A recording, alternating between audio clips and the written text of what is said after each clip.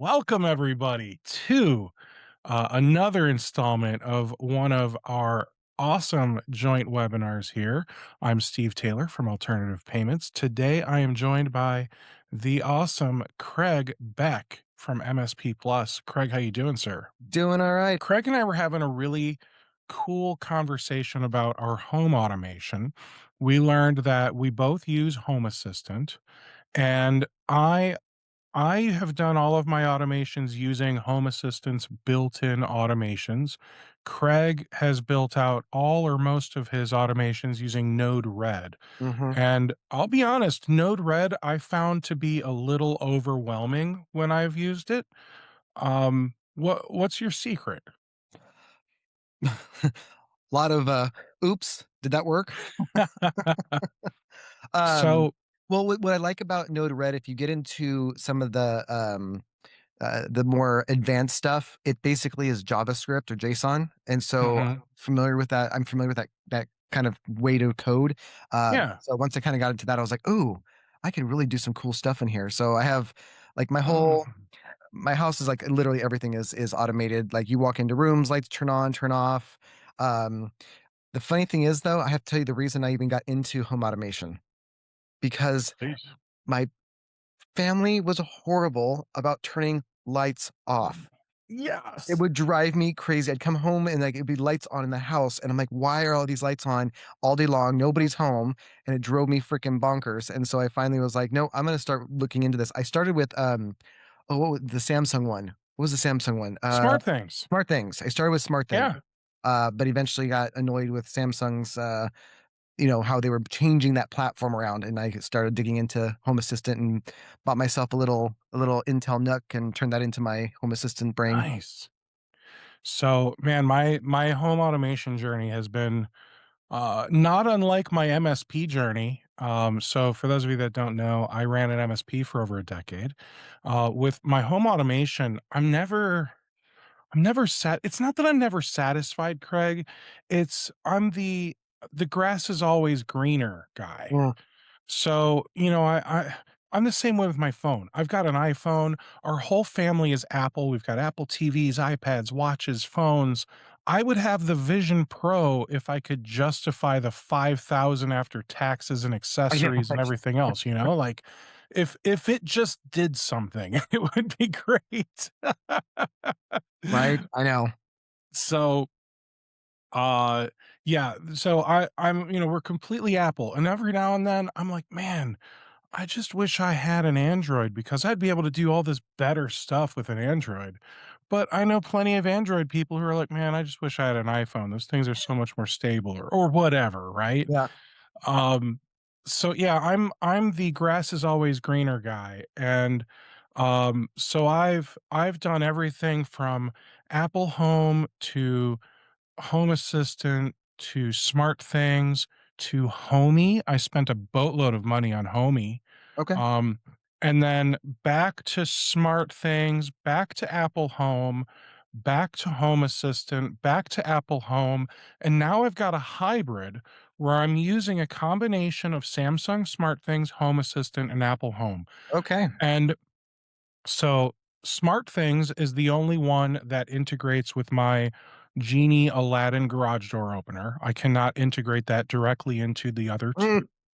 So I have a solution for that. we'll talk about that offline after, okay? So then, and then in Home Assistant, that is the central hub. So I've actually got Smart Things integrated into Home Assistant, so Home Assistant is able to control that garage door opener. And then Home Assistant, I've installed the HomeKit Bridge device, Mhm. which takes all of the devices in Home Assistant and makes them available in Apple Home. Oh, nice. So yeah, so then what I've effectively done is because we've got the Hey Ladies by Apple. I don't wanna say it because she's I behind know. me, she's always listening. So we've got those all around the house, so now I can, "Hey lady, work scene. Hey Siri, work scene." Oh, So what it's you gonna made do mine go is off. it just turned off this light. It turned off I've got an on-air sign outside my office door that's closed, Mhm. so that the kids know when the on-air sign's on, you do not come in here and bug dad. So, "Hey Siri, meeting scene." So now this light turned back on, that light turned back on. All is right with the world. Um, So so I'm not in my office right now. I made the smart decision over the holidays to rescue a Frenchie, and he's unfortunately he was very much not taken care of. So we're really glad to have him in the uh, household, but we're not quite ready to let him roam free without people around him. So I'm down in my living room, but in my office, I actually have my home assistant set up where if it detects my microphone is on, then it knows that I'm usually in a meeting, so it automatically adjusts all the lighting accordingly. that's cool. So We'll have to talk more about our automations. I actually think it'd be cool, and again, offline conversation, Craig. Maybe we should put together a panel on all the smart home stuff we could do. that would be I bet awesome. I bet that'd be so much fun for people. All right, so you've gotten to know us quite a bit, guys. So we're going to just make sure you understand. Today uh we're talking about turning your finance team into a strategic asset. Now, selfishly, I made the subtitle, What Happens When You Collect Payment in 7 Days When Competitors Wait 20 or More? Now, I know that sounds like a sneaky way to pitch our products and services, right? Because you guys know alternative payments, what we do. You probably know that MSP Plus helps MSPs out with um, everything, consulting with. I think you guys do ConnectWise and um, the PSA, the RMM. You guys can Yep, do accounting, and you might even do CPQ. taxes. Like you guys do it all, right? But I promise this is not intended to be an hour-long sales pitch of our platforms, okay? Yes, there will be a pitch somewhere in a little bit. It'll be 5 minutes total between the two of us, and the rest of this is education. So, with that said, the the first question that we ran in the poll is how would you describe your finance team's current role in the business? So would you say they're mostly reactive, keeping up with billing and collections, operational, handling the books, but not much beyond that, starting to contribute to decisions, but not consistently? They're fully strategic. They're driving financial planning and growth. Um, you don't have a dedicated finance team yet, or maybe other, whatever other looks like, right? So that was our first poll question. Um, I'm generally curious, Craig, what do you see with like most of the MSPs coming to you guys? Do they have a dedicated finance team? Are they reactive? Are they strategic? Are they somewhere in between? It's funny. I find I end up working with a lot with owner led finance. Mhm. So, this is they started their MSP, they're relatively small, they're not they don't have, 200 employees type situation, and so they've been doing the books, and they're trying to do the books. The other side of it is I see a lot of companies where they have a bookkeeper, maybe it's a part-time bookkeeper, maybe it's somebody who's a lot of friend of a friend's kind of situations, but they don't come from the MSP space. They know how to do the books, right? They know how to do accounting, but they don't have the experience with ConnectWise or the understanding of our industry. So that's what I see a lot of, and as a result of that, you certainly don't get a lot of strategic decision makers when it comes to the finance Mhm. side or the bookkeeping side, mainly because that's not really what they're trained for, and they're not having the experience in the industry. And then when you're dealing with the owner led, which happens a lot, is they're being pulled in all the different directions. So most likely they're also the ones doing owner-led sales, right? They're selling the business, but they're trying to run the business and do the accounting and do all that kind of stuff. So I see a lot of that, very common. Um, it is just eventually there's that point where they finally go, you know what? We need somebody who knows what they're doing and knows how to do this, and bring in the big guns, so to speak. All right.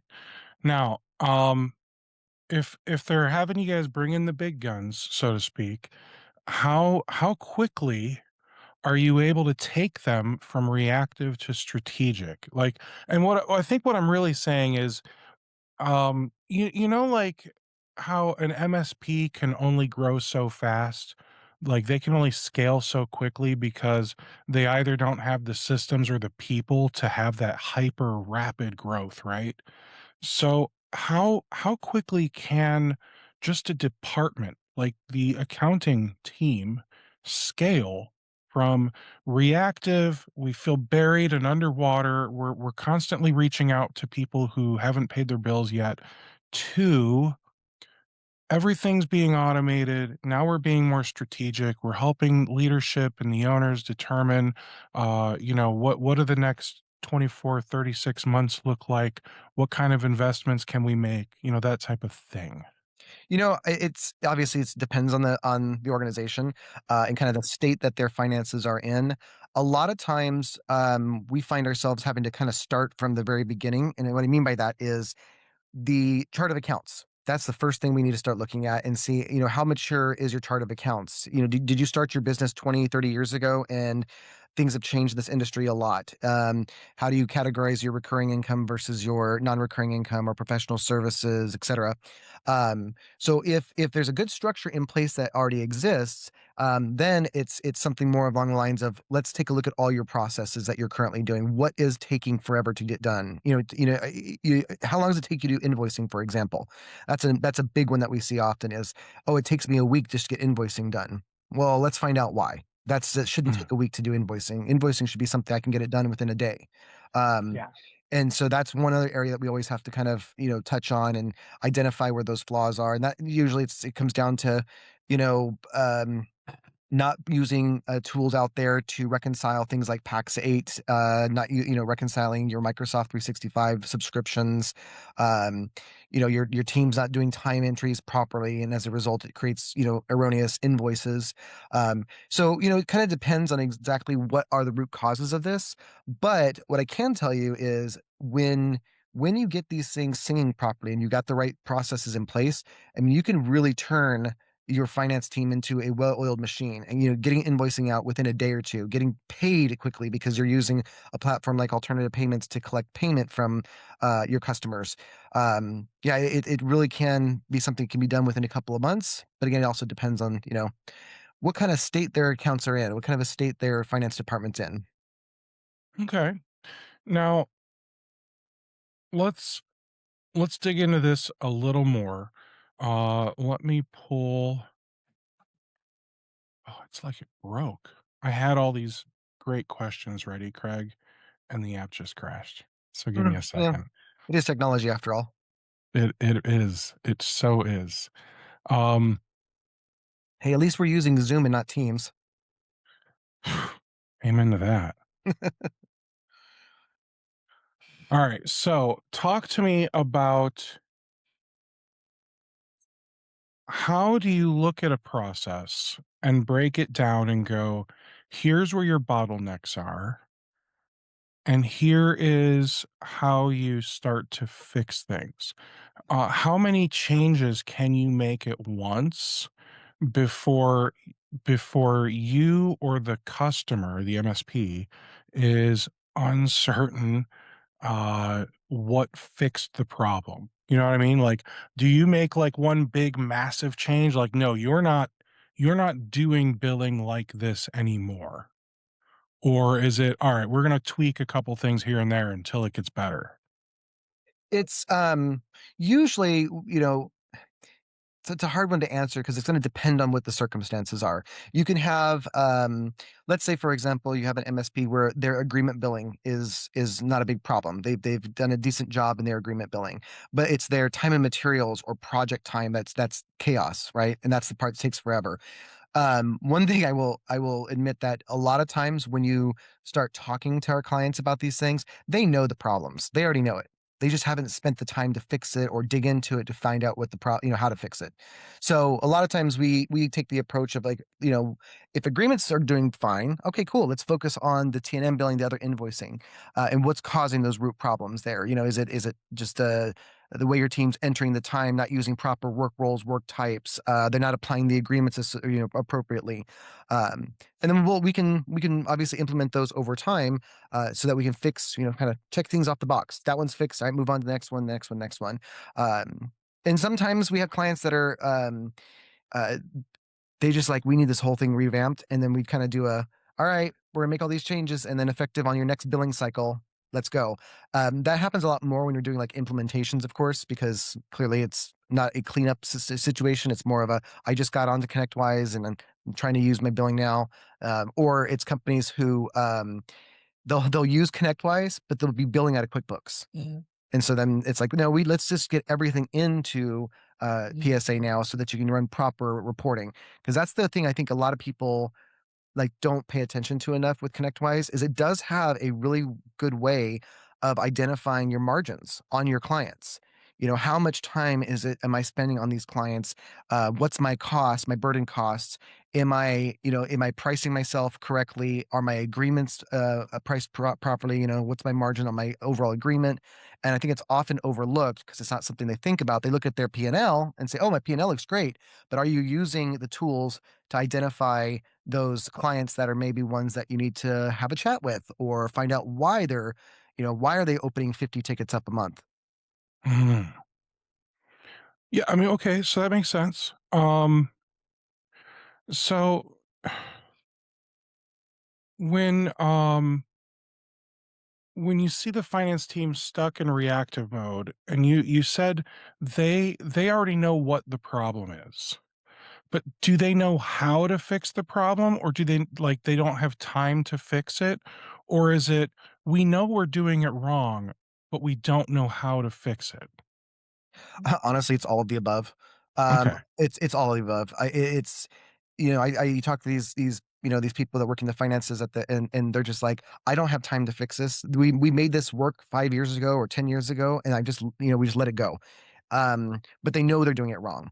They don't necessarily know how to fix it, or if they do know how to fix it, it comes down to just timing, um, and wanting to spend the resources to make that change. But we often forget, like, you're trying to run this business, you're trying to get billing out, you're trying to you're trying to do things at the same time. You don't have the bandwidth or the time of the day to be like, okay, I can stop what I'm doing over here to focus on this problem. And that's where people like ourselves at MSP Plus, we come into play to help with those. All right. How much of this is solvable without changing their head count?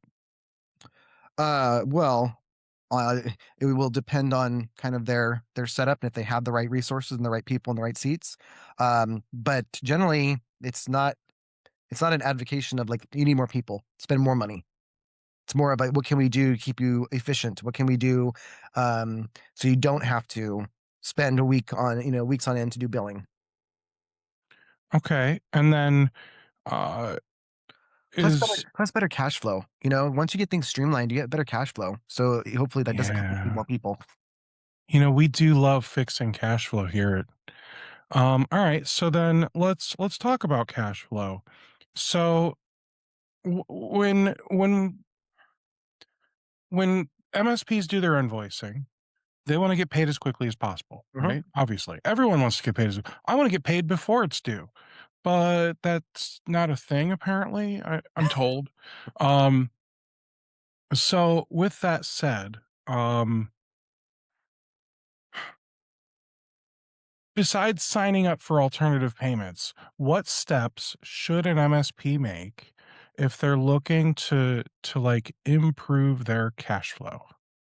I think first and foremost, this might be controversial to say, but I'll say it out loud. I think that all MSPs should require their clients to be on ACH of some kind. It should be a requirement. Um, I know it's not always possible, especially when you're dealing with large companies. They don't allow it, but I'm a big advocate that if you're not going to be on some sort of automatic payment, then your price goes up, because this is a risk that the MSP has to take, especially you have ones that are slow payers. You're spending money, you're burning through your cash to support them, and you're waiting sometimes 30 days to get paid. That's a risk. So I'm an advocate of like, well, if you're going to not go on auto pay of some kind, then your price goes up. I think that's an important thing to implement. And I understand a lot of MSPs, they get scared because they don't want to lose the client as a result of it. And I get that. But, I also a person that have a real world conversation with your clients. Talk to them like they're business owners just as much as you are.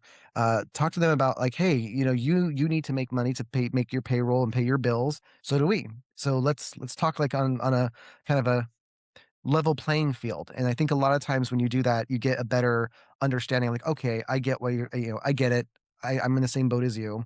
Um, so yeah, I think step one is that also terms. I think it's really important that when you're building your MSP, when you're creating your agreements, you know, don't don't give 90-day terms. It shouldn't be 90-day terms. I see some of those where they sell a project. Well, they don't collect any money until the end. I'm not an advocate of that. Get a down payment at least up front. Avoid having to wait, that long to finally get your money for the project work that you're doing and all the money you're spending to do the project.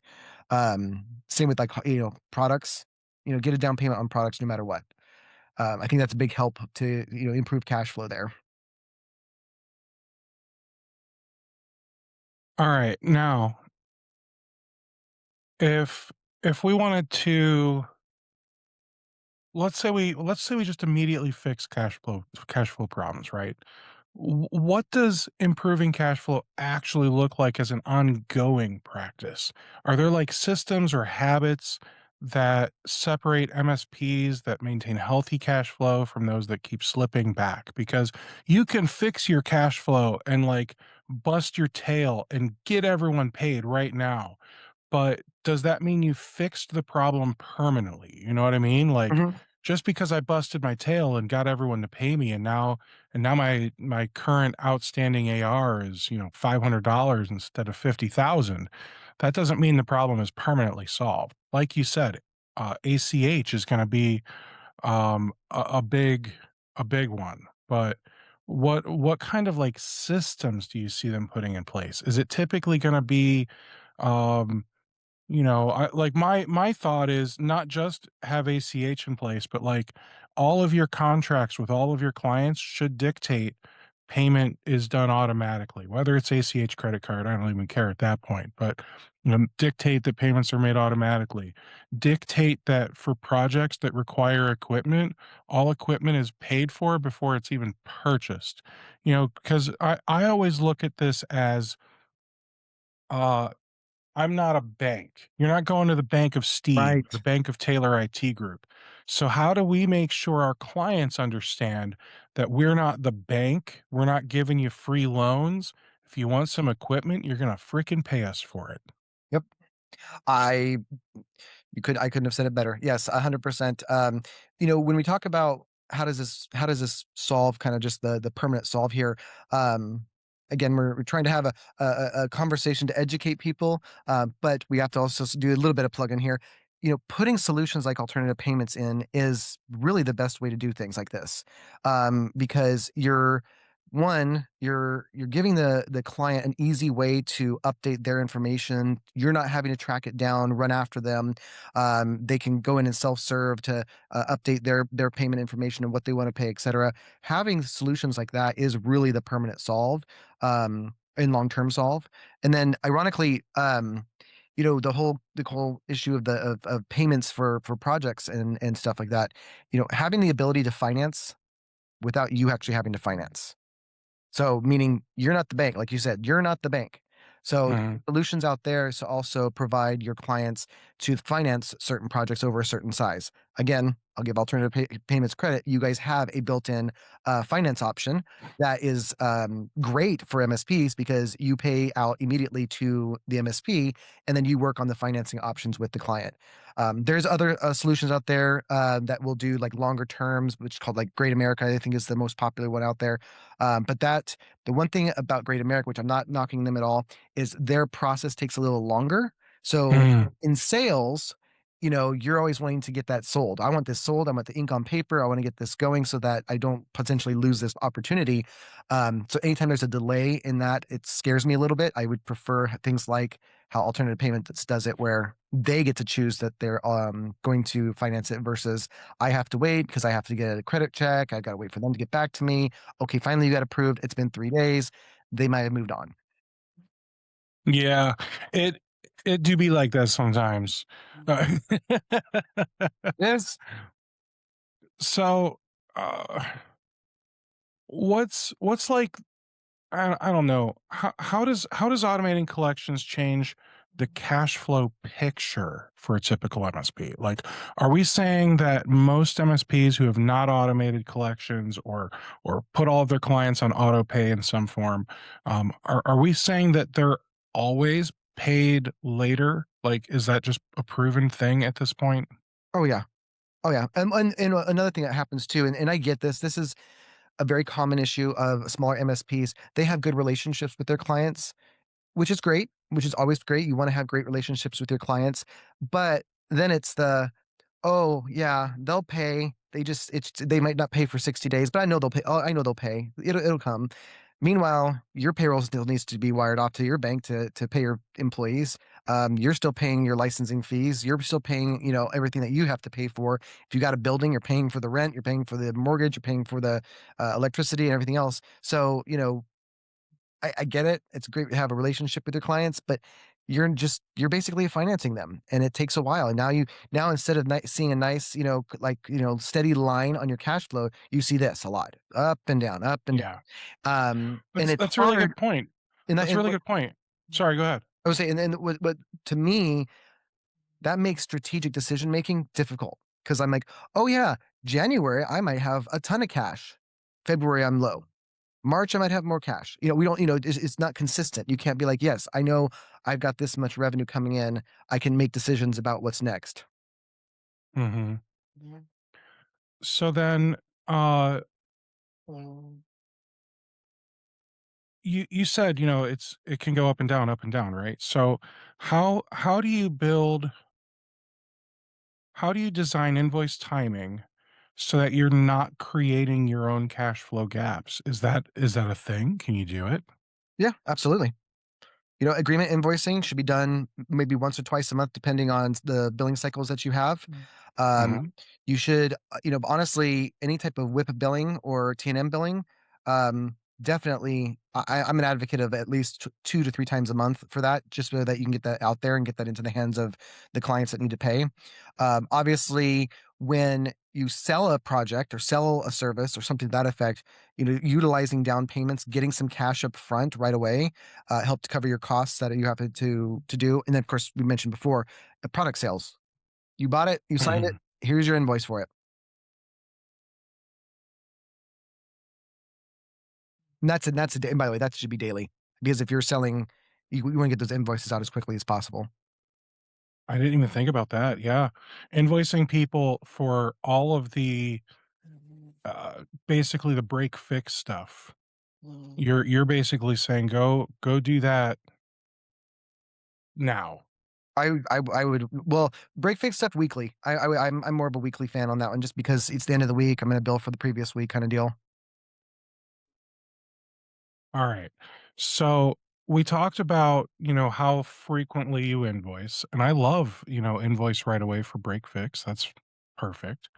What would you say like a collections cadence looks like when it's automated versus manual? Like for example, um if you're doing ACH, you probably want to give them a few days notice, like, hey, we're going to be withdrawing X amount of dollars on X date.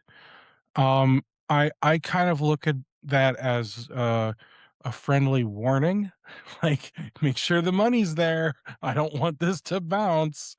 Um, Thoughts on that? So when it comes to agreement invoicing, that to me is generally, you know what your bill's going to be every month. I'm not as worried about that one to give a heads up because that bill shouldn't vary all that much very often.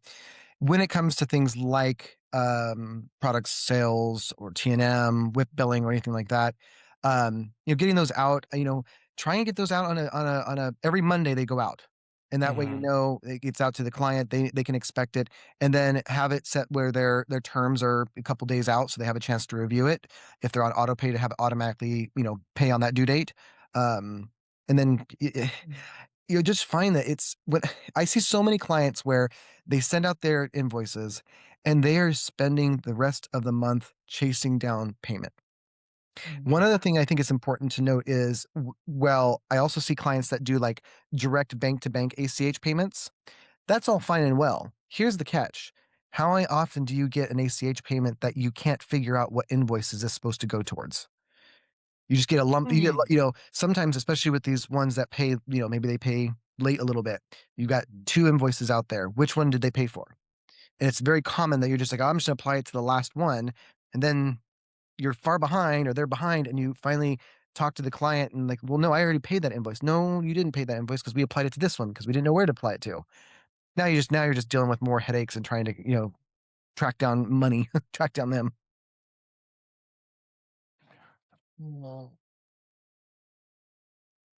All right. So when you look at maybe the strategic side of things, at what point does consistent cash flow change or start changing how an owner is going to start making investment decisions, hiring decisions, M&A decisions, all of these types of things? Well, first of all, I think, when we start talking M&A, believe me, you if you're looking to be acquired, having consistent cash flow is going to look very nice to an acquiring business. If you're looking to get investments from PE firms, they're going to look at that Mhm. very, very with lots of detail that they want to see the quality of earnings, right? So they want to know Yeah. how consistent it is.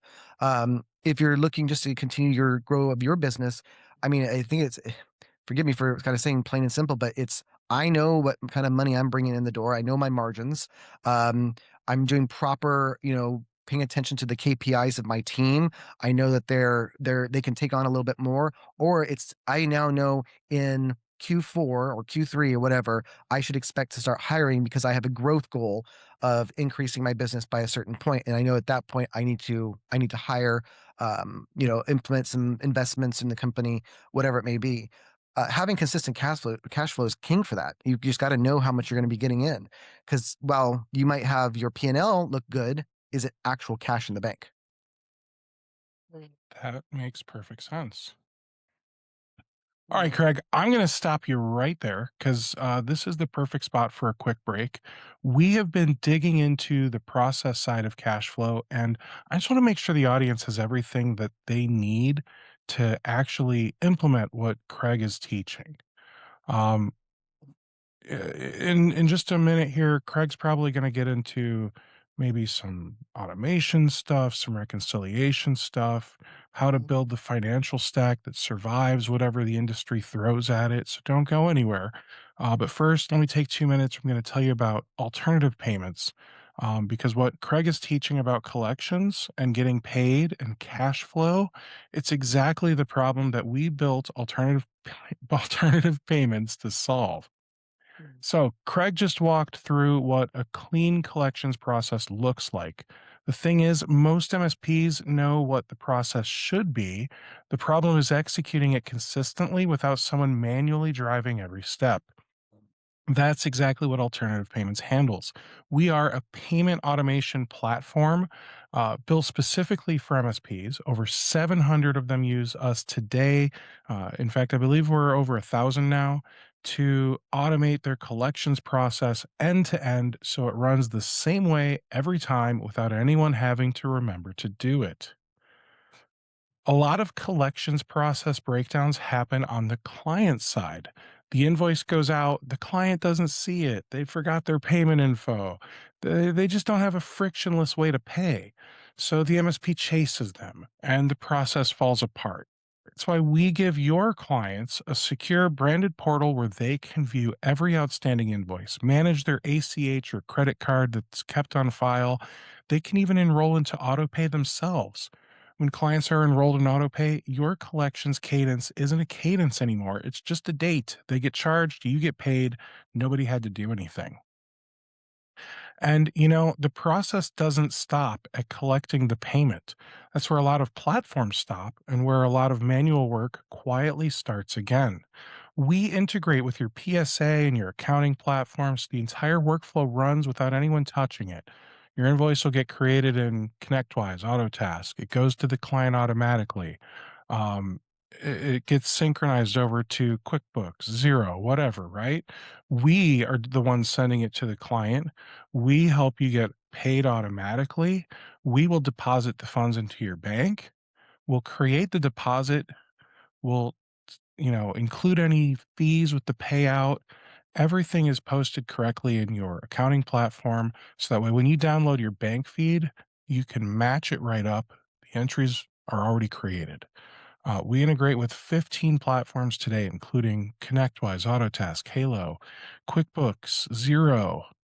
So the process that Craig's been describing, we're handling the payment and reconciliation layer of it. All right. So the result for most MSPs is eliminating around 80% of manual accounts receivable work. So we're going to help you save an average of 3% on credit card processing fees. We're going to collect payments significantly faster. And getting started is not complicated. Our onboarding team migrates your customer payment data to the platform without breaking PCI DSS compliance. So you're not starting from scratch or putting your client's data at risk. So if you're curious how other MSPs are automating accounts receivable without adding headcount, answer the poll I'm launching right now. If you want us to show you how it works, just hit show me and we'll follow up after the session. Because you know what, guys? Conversation couldn't hurt. By the way, I just want to toss something else in there that's important, I think, for anybody.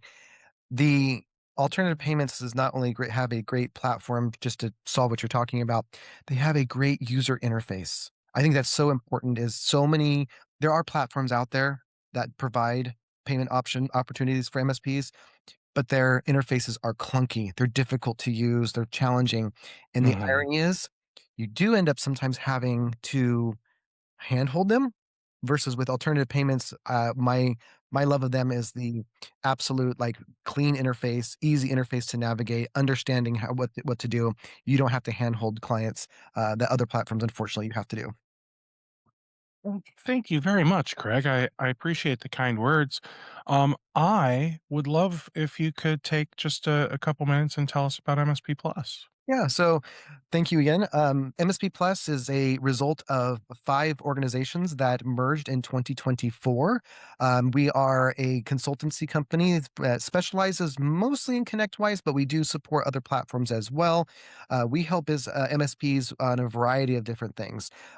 What I directly am working with, my side of the team, is helping to optimize your ConnectWise platform, PSA, your RMM, your a CPQ, implementing not only best practices but proven practices. I think the term sometimes best practices gets a little overused and it's not very accurate because I want to implement solutions for your team that are proven in the real world, not just academic, so to speak, or from the ConnectWise University documents. We also do support. Bookkeeping services. We actually have dedicated staff accountants that are do full bookkeeping for ConnectWise, Autotask, and QuickBooks. They're all QuickBooks certified experts. We do some development stuff. We also have a M&A team, and I have a integration management office as a service. Um, Gosh, what else do we do? We have a lot of we have a lot. We kinda try to bill ourselves as the MSP for MSPs, and we work with clients anywhere between, the small shops all the way to the private equity-backed businesses. Again, we don't one thing we also like to do differently is I like to consult on your business, not here's the box, jump in it. And what I mean by that is so many consultancies out there are basically saying, if you don't do it the way I tell you to do it, it's not going to work. I like to work with my clients and say, how does your business operate? What's unique about your business? What can we do to make sure that you're getting the best and the most out of these platforms? And I think that's just differentiates what we do versus some others out there. That's so awesome, man. Well, I really appreciate you coming on here, Craig. I Absolutely. do. I have a poll up for alternative payments for just another moment. I will get a poll launched for MSP Plus here in just a moment. If you guys are interested in a conversation about how either of our companies can help, that's what those polls are for. With that, let's jump back into the education. All right. So we've talked about, the numbers side a bit. We've talked about the process side a bit. Let's talk about the visibility side. Um, what financial reporting should an MSP owner or like the leadership team be looking at, and how frequently? Yeah, that's a fun one to answer there because I think too often we MSPs focus on just their P&L. That's all they're looking at, which is, of course, I get why. P&L is important. You need to see what that is. But I think what we often are not doing properly is looking at what's driving it. What are your margins on your product sales? Are you putting enough points on it? Are you making any money off of that? What's your margins on your Office 365 licensing? It's not going to be high, but it certainly shouldn't be zero. Um, when you're looking at contracts, what is you know how much you charging per month? Do you charge on a per workstation or per device base? Do you charge based on individual users? Kind of how and why are you charging and coming up with those values? And for me, you need to be looking at that at least once a month. Every month, I get a list. In fact, just in my own company, every month I get a list of every top 10 and bottom 10 margin clients, and I meet with the team and we go over each one of those clients. So I want to see what's going on. Why are we so low right now? Is it a problem with the did we undersell them or underprice them? But I also look at top margin too. And the reason I want to look at top margin people is because are we doing enough business for them? Because that's important too, because that's how you can lose clients where they don't feel the love, they don't feel the value. So for me, I think it's always important that um, you're looking from the financial standpoint at least once a month of where my margins are on not just your overall P&L, but also on the individual clients, projects, T&M services, all that stuff. And then not just looking at it and going, oh, well, yeah, that's surprising. No, put an action plan in place to find out what can we do to help solve that problem. Work with your service leadership team to identify why did we spend so much more time with this client this last month? Could totally be a legit reason. Absolutely could be legit. It also could be that somebody, oops, I kind of just spent too much time on it because I was experimenting or playing around or trying to do something different. Well, we got to control that. Otherwise, you're just paying a lot of money for these resources. Yeah, I don't think people want to pay a lot of money for resources. Yeah. That's Effective it's not hourly high on their rate's to-do also important list. too. Making sure that you're paying attention to your effective hourly rate. Okay. Now, is there how can you build a cash flow forecast that's actually useful for an MSP at 10, 20, 50 employees? Well, that's a loaded question as well. So It's where it gets harder, right? it does get a lot harder because now you're talking about you have to analyze history, right? You have to see how, Mhm. we all know that there are cadences throughout the year. You have higher sales months, lower sales months, holidays are harder. Holidays sometimes you get less cash flow because people aren't, paying attention to the bills and stuff like that. So there's some cadence there. First, you got to take that into consideration. Are there natural highs and lows throughout the year that are beyond this you controlling that you have people on automatic payments? Then it's okay. I've got a steady cash flow. I know I got steady cash flow because I'm using alternative payments to collect my invoices every single month. Um, and then from there, it's starting to really plan your year out. So you look at the historical, so you're paying attention to what's happened in the past. Now let's see what my plans are for the future. What is my growth? What want it to be? Maybe I don't want to grow. Maybe I just want to hold steady. Okay. Have you thought about agreement renewals and contract renewals? Do you have an automatic price increase that's included in that? If not, maybe you have to consider working on that with your clients so that they know, hey, every year there's a little bit of a price increase to cover the cost of living changes. And then from there, you can build out a proper cash flow that's based on, as much as possible real world data. But I have to say, cash flow is king when it comes to, or it's key. You've got to have a solution like alternative payments to bring that money in. And then is there a point where an MSP needs like a real-time view of AR versus more like a monthly snapshot? Or should it always be real time? Um, I mean, generally, I don't see that as too needed for real time. Only reason being is, um, you're generally only invoicing a couple times a month, so you're not going to see a lot of changes. Where the real time is going to be important is whether or not people are paying. I would say that is important. Are they on autopay or not? What's my cash flow? Because we just sent out invoicing yesterday, and so we can expect we should have X number of dollars coming into the bank within the next couple of days. That's where I would pay attention because that's also where making sure something didn't go wrong with invoicing and stuff like that. But from a standpoint of looking at like, how my margins doing and stuff like that, it's hard to, it's not always easy to see that real time because one, you also have to wait for people to put their time in against the agreement or put their time in for a service ticket or a project. All right. And then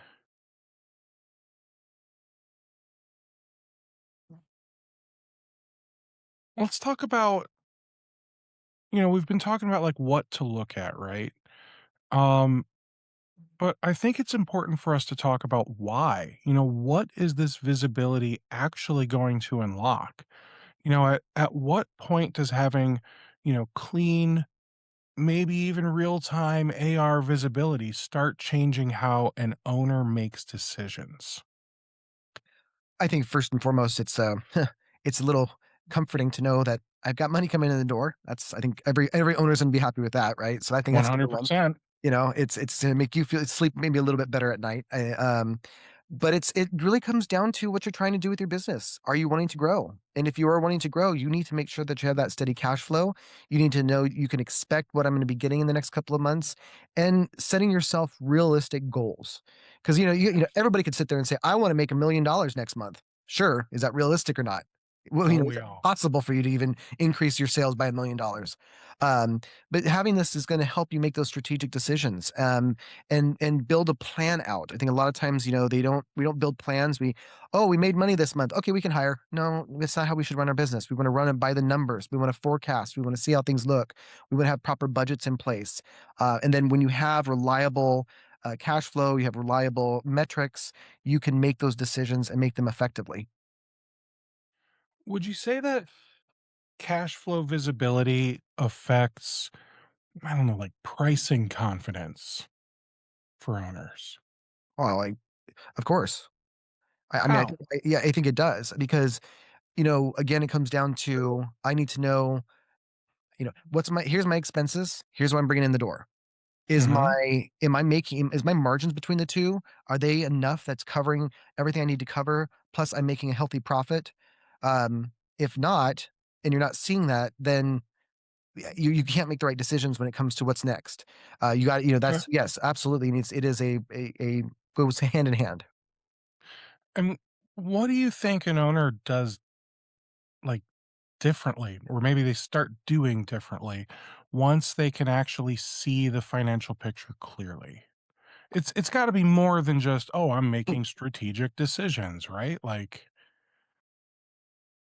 I think I think it depends on who we're talking about because there's a common phrase that we use in the industry. It's like, are you a lifestyle business or are you a growth business? yeah. A lifestyle business, of course, for those who may not know the difference is I'm making good money. I'm paying myself a good salary. My goal is to just continue to operate, maybe have a little bit of growth. But I'm not here to make millions or sell my company one day. Then there's those Mhm. who are in growth mode. They want to build the company up. They want to streamline operations. They want to start making more money. They want to make themselves possibly look attractive to a buyer in the future, or they might actually be on an acquisition role. I want to start buying other companies up. So you gotta have those two different people there, two different, I guess, mindsets when it comes to how the business operates. And I think that all plays into it. I think when you start talking about proper cash flow and monitoring these in metrics, it all kind of plays into what is your goal? What do you want to do with this business? Um, Mhm. do you want to sell this one day? Are you heck? I have some clients who it's a family. It's got mom, dad, and kid, and they want to eventually have the kid take over the business. So, all right, Mhm. let's make this a healthy business so that when it's time for mom and pop to retire or pass the reins down, you can feel comfortable knowing that you're passing this business on to your family that's going to be healthy and it's going to bring them success in the future as well. If you're somebody who's like, "Hey, I've been doing this for 20 years. I'm looking to retire myself, but I would like to have somebody buy my business. I want to sell it to somebody." Having proper books, having your cash flow look good, that's just attractive for client or for buyers. That's going to make them. Mhm. So yes, this all kind of orbits strategic, but at the same time, it is not just, oh, what am I going to do next month or what am I going to hire? It's also about what do you want to do with this business overall in the future. We got we got a few minutes left. We got about 8 minutes left. I want to open it up. If anyone has questions, I'm going to turn this into an AMA. I have a question from somebody who wasn't able to make it. So I just want to clarify this isn't me picking on one of you folks who are watching right now. Um, so I have a buddy, let's say late 50s, lives near a massive city. I personally believe he is allowing the news cycles to affect him, but basically, Craig, he's experiencing a ton of burnout. All right. So with him experiencing all this burnout, late 50s, what if I just like stopped doing this? And I don't even know that he's thinking retire. I think he's just thinking, I'll just go get a job somewhere. Well, hey, you know what? Let me just be honest. I've been a business owner for, oh, good Lord, when did I start this? 2016, I think it is. So it's been 10 Mhm. years now. Um, Believe me, I will wholeheartedly admit there have been days I'm just like, why did I want to be an entrepreneur? Why did I want to do this? Yeah. I want to like just go give me a 8 to 5 job. Once I'm done, I get to go home and I don't have to worry about anything. But, you know, I think what we have to always remind us, and this is what I do, remind myself why I did this. Why did I get into this business? Um, I found a passion for helping MSPs solve these problems. I really Mhm. did. And it is one of the things that I really find my joy is when I help somebody overcome this challenge and fix problems and help their business success or achieve success. And it brings me that joy. And I think that's what always drives me when you're feeling like, man, this is, it's hard out there. Let's again, I'm kind of a straight shooter with the sides. We all know the economy isn't where we want it to be right now. People are, tightening their belts a little bit. So it's kind of sales aren't necessarily the greatest that they could be. We hope it will be soon. And it gets you down. But then you get those wins. That client that you help solve the problem for, that makes you happy. That new sale, that new deal that you just closed, that's going to bring you that happiness. That's going to remind you as to why you did this to begin with and why you enjoy doing this to begin with. And I'll be honest too, it's,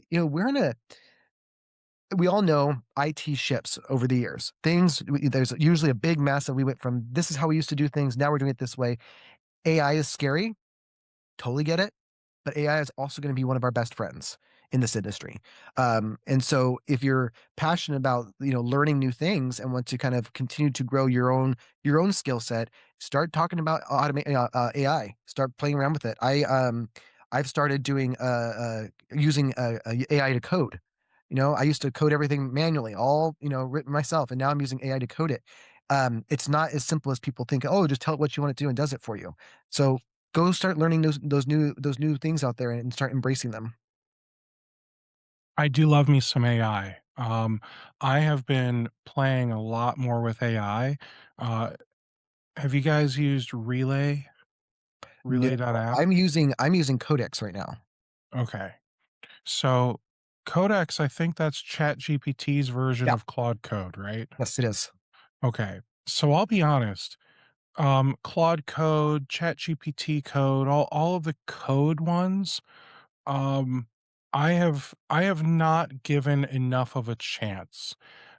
And it's simply because I don't I'm not coding. I'm usually having a conversation or like just telling it to like do something very specific, Mhm. and I haven't needed it to write code for me to do that.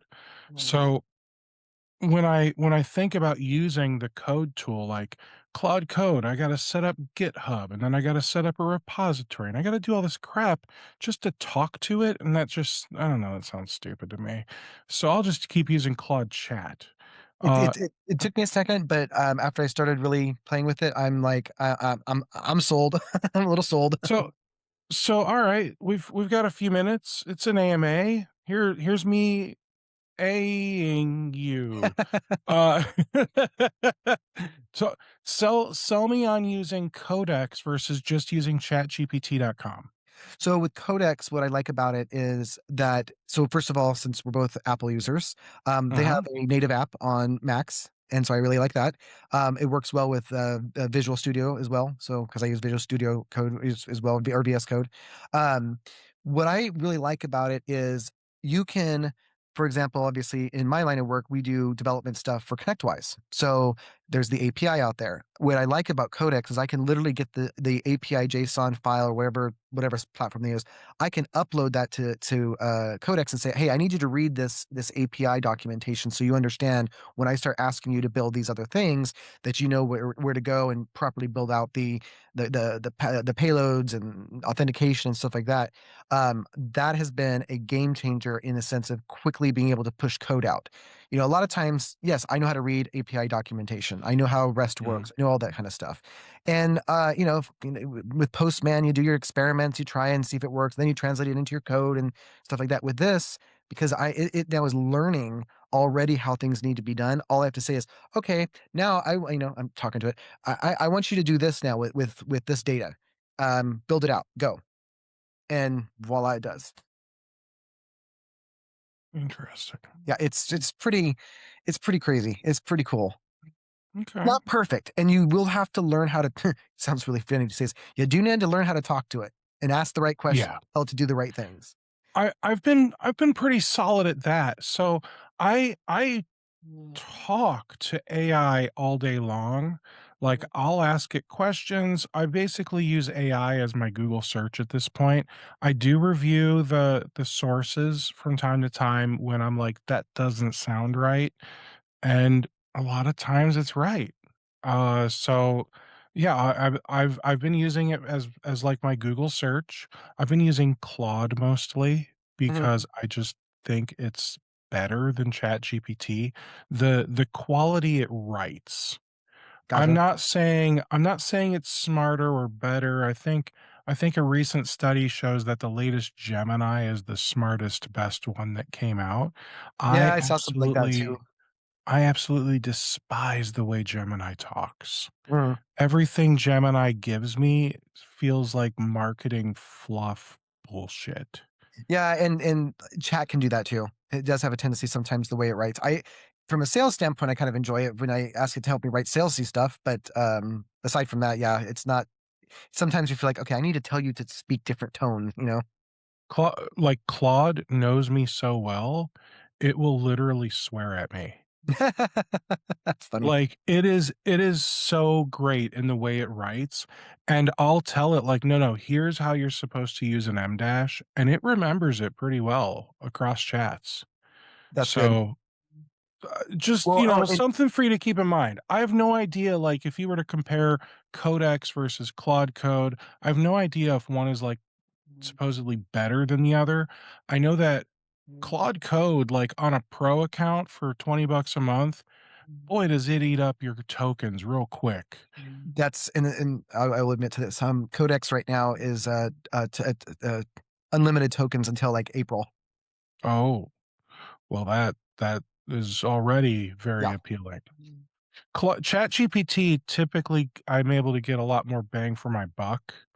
Like, with Claude, they've got that usage thing that you can Mhm. look at, and, like, I just hit 90% of my limit, like, an hour ago. Now, it reset during this webinar, but Mhm. the fact that, like, I probably hit my limit once or twice a day on Claude, and I'm always using Sonnet, I'm never using Opus, that should say something about their limits.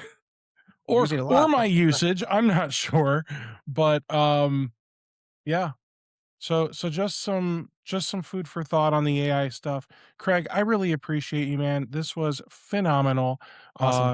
Uh, you powered through. I know you said you and your family came down with the crud this past Yes. week, but you did fantastic, man. For those of you in attendance, I really appreciate you.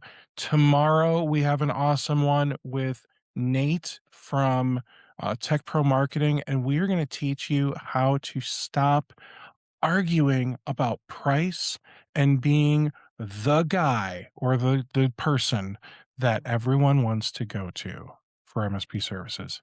Thanks so much, everybody. You have yourselves a great Thanks, rest of Steve. your day. Thank everybody.